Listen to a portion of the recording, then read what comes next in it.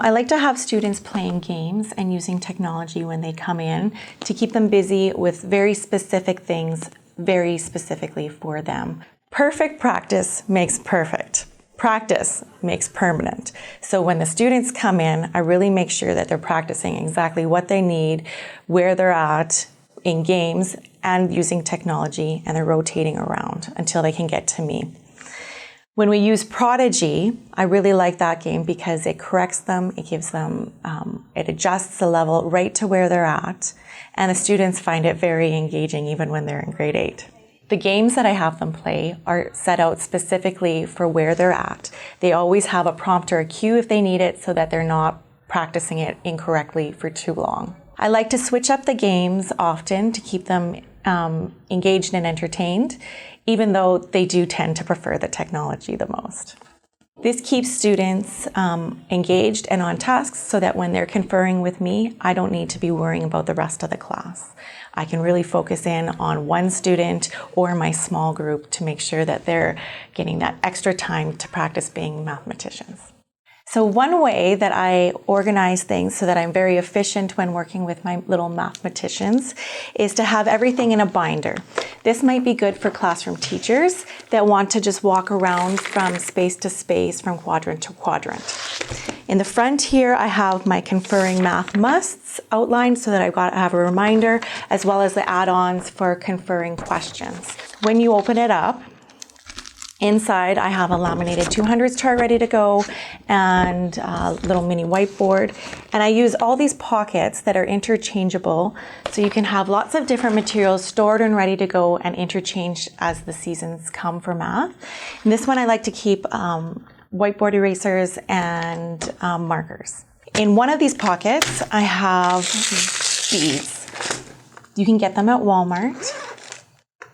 And my students really like to make their own bracelets for when they master their sevens. Sevens is a really hard skill to learn, and so they make their own sevens bracelets in a concrete way first, and then they get to keep it once they've mastered their sevens. I also keep money on hand and dice so that we can play games and that we're working with real-life manipulatives. I also have our subitizing cards ready to go and the strategy cards by Jennifer Brokowski. So I keep other simple manipulatives that could be used, such as Legos and pipe cleaner. I also have all of my students' data ready to go in a folder so that when they come, they sit with me, I just open it up and I can see exactly where they're at. We've got their goals, any notes that they're on, and I've got the exact assessment so that I can be making sure that they are practicing exactly what they need to be practicing. So when I take a look at my assessments, I am automatically looking to see if there's small groups that I can pull from this, similarities. Using these assessments, the computational fluency assessments, I usually find that students need help with addition and subtraction with regrouping. Using the running records assessments, usually I find that you have a really good solid group of just subtraction or a really good solid group of multiplication. It's there for division and addition as well. The nice thing about the running records assessment is that right on the back here, it helps you analyze your students' strategies for you. I've got skip counting, hundreds charts, and plastic sleeves as a visual for students to use if they're comfortable with, if they still need that prompt. And I also have graph paper for practicing aligning their skills for paper and pencil. Another way that teachers can organize themselves are to make little baskets. You can make 1 to 4 baskets for your small groups. In these baskets, I like to keep the tools, strategy tools.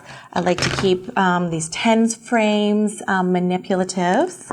I have a bunch of cards, whatever we're working on, whether it's subtraction or division, and a bunch of other manipulatives and dice.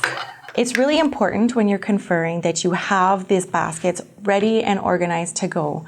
We can all check in with the kids to see how they're doing, but it's really important to give them that chance to work hands-on, really slow things down and concretely visualize exactly how they're doing the problem, letting them do it pictorially and then releasing them into abstract.